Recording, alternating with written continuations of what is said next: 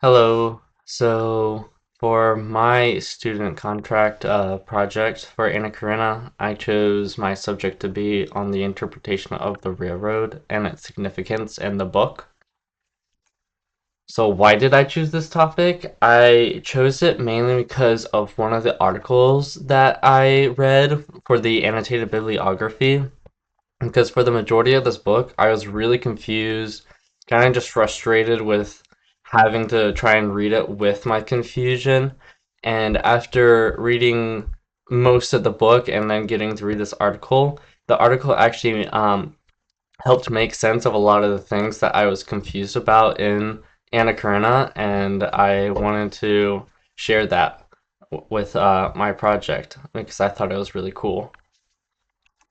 So the stuff that I'll be talking about is the railroad as a structural thematic motif, the railroad as the image of the quote-unquote social, and the railroad and the conflict, which would be individual versus social.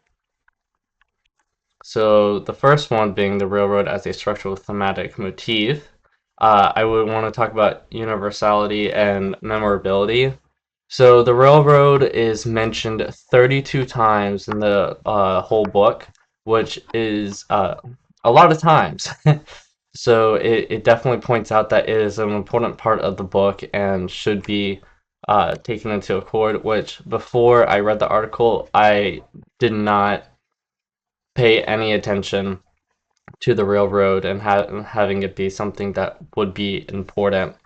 Um, and then next would be the character Anna.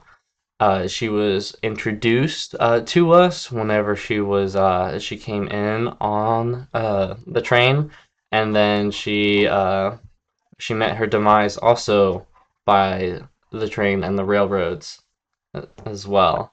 And then I wanted to add Levine as well in this because in the article, and also I'm starting to see this a lot more now.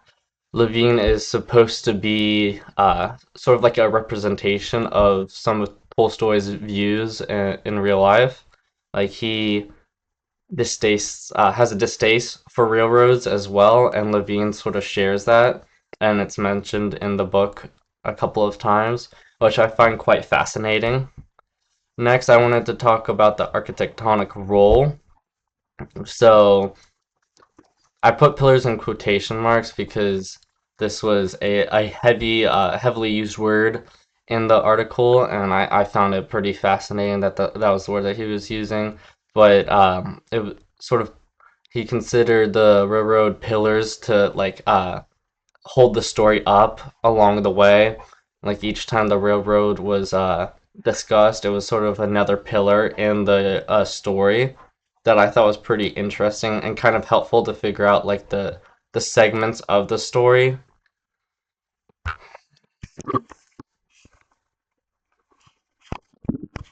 If you hear him, I'm sorry. Um, I also wanted to talk about the beginning and the end. The beginning of the story, for Anna, as I was talking about, takes place in the railroads, and that's whenever not Tolstoy, Vronsky first meets Anna and sort of like falls in love at first sight, and then also we see the end, and it's sort of like the end of the main story because Anna was the main character. And then I wanted to talk about the limitations of the death view that people have because it's a very common interpretation that the railroads are and signify like it was like they are interpreted as death because of the railroad worker who died at the very beginning of it whenever Anna first came into the story, and then Anna killed herself by the train and by the railroad. So a lot of people thought that it signified death, which is also what I thought at first, that that was the only thing that railroad signified because that was the main thing that happened. But there was so much other stuff that happened in uh in the book and that include the railroads that it doesn't seem fit to only say that it would only signify death. So that's why I wrote dismiss. I feel like we should dismiss this and say that it's only part of the thing that the railroads signify. And Next one, the railroad as the image of the social. So, sort of like a broader concept because this is all about Russian society and Anna Karenina. I feel like it was sort of the railroads represented human existence and their framework as well because I mean, railroads they go just about everywhere, which is what a framework does for society, and then the railroads connected people to with others in society and just all of humanity. There we go. And then connecting link, as I was saying before, is connecting all of society, but it's also like geographical as well. The railroad is the means of transportation that is most commonly used in the book. There's a couple instances of like the carriages, like whenever Anna Karenina said that she hated her husband. That was a great that was a great moment. But yeah, geographically speaking, it's all connected through the railroads, like to Moscow, to Germany, and whatnot.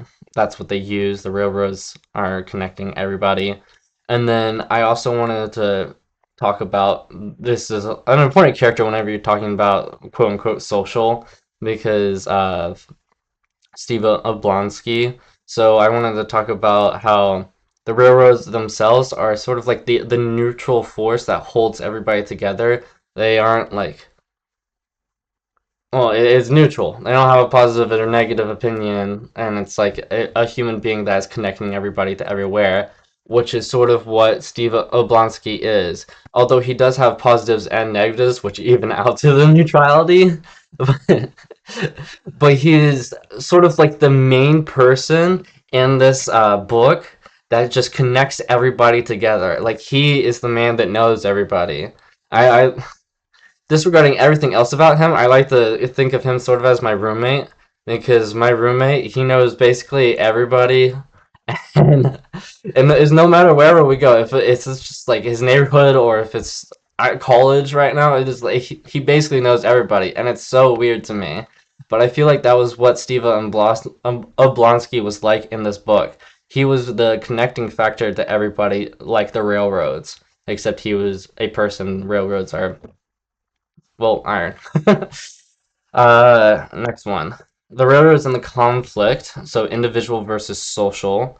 So I wanted to talk about the dual natures and meaning of the train itself. So I know we've been mainly talking about the railroads, but I also wanted to talk about like the train and the interior of it itself. So people can think it's like warm, comforting, and it's like keeping you safe. But also other people can find it to be too hot. It's like it's overbearing. It's like trying to control because you're only going in one direction, and that is straight. You aren't like getting to go anywhere else, which is sort of the constraint as well in this, which I found pretty fascinating to not only consider the railroad but the train itself, since the train is sort of like the thing that keeps on moving itself along its life, which leads us to the inevitability of Anna's death. But I also wanted to talk about the children's game about the railroad and the train, about how you have to stay in the train. You can't go like above it or anything because inside of the train you're within the social norms, and if you're trying to get out of it, you're like trying to get above societal norms, which is sort of what happened to Anna whenever she got overly concerned about Vronsky whenever it looked like he got injured by falling off of his horse, even though he's a total dick, and he kicked the horse instead, which we all hate him for that. And I completely had forgotten about that the children's game, but I thought it was a really cool thing to interpret and realize that it was talking about society as a whole whenever because it was talking about the train and the railroads, which is what we've been talking about as well, but it was the game themselves as little kids, and it's kind of like preparing them for being grown-ups, and I thought that was pretty cool. And of course, as I said, Anna's tragedy, she kills herself by the train whenever she jumps onto the railroads. And that is such a significant moment in this story. And it sort of brings a wrap to a lot of things in the story. And I thought it was pretty cool. And pretty cool is the wrong word, but pretty cool with having it bring stuff to an end and kind of wrapping things up. Even though a lot of the people in our group said it didn't make it wrap up nicely, I felt like it did. I felt like it was the appropriate conclusion to that chapter of the story of Anna's. I feel like there wasn't any other way it could have ended. Like I don't think there could have ever been a happily ever after. I just don't think that could have happened without the ruining the whole story. And then the universal dilemma. So, like I said before, with the children's game, they're like learning this from a young age about sort of like societal norms from the train game itself. It's inescapable what you're supposed to do in life. That's why I felt like it was sort of inescapable for Anna's death because she tarnished the societal norms by uh, I guess it wouldn't be cheating on her husband because everybody did that apparently, but like having a kid and then openly like making it kind of obvious and having that whole thing go down. And I thought that was pretty interesting that the idea that it's an inescapable because I still sometimes see that now in like our generation that what we do is has always been planned sort of like what we've been have to do and it's inescapable of our destiny. And for conclusion, I just wanted the main reason why I wanted to talk about the railroad is because I did not like this story at all, and it was so confusing, didn't make sense. I didn't know half of the characters' names. Well, I knew them, but I didn't know which characters they went to because they all were basically they sounded the same to me. They were Russian names, and then two of them were named Alexei, and Anna was like had kids with both of them, and I was like, oh my god, I actually can't do this. So I was very happy to randomly find this article and have it make a lot of sense to me, and have it sort of wrap up things nicely for what I was trying to get out of this class, out of this book, and it especially helped with my understanding as a whole. Because I want to say for the first 90% of this book, I did not know why we had to read it. Because I thought Middlemarch was like, it wasn't bad, but it was like the appropriate amount for that kind of genre. And that was as much as I could take. And then we had to do Anna Karenina, and I'm like, what are we doing here? What are we doing here? And so I finally understood why we were reading the book after I read this article and after I learned about the interpretations and like the meanings behind the railroad. So it my dog is not happy with me ignoring him. What do you want? Come on. What do you want? Why are you like this? Why are you tilting your head? What are you doing? Oh my goodness. Okay.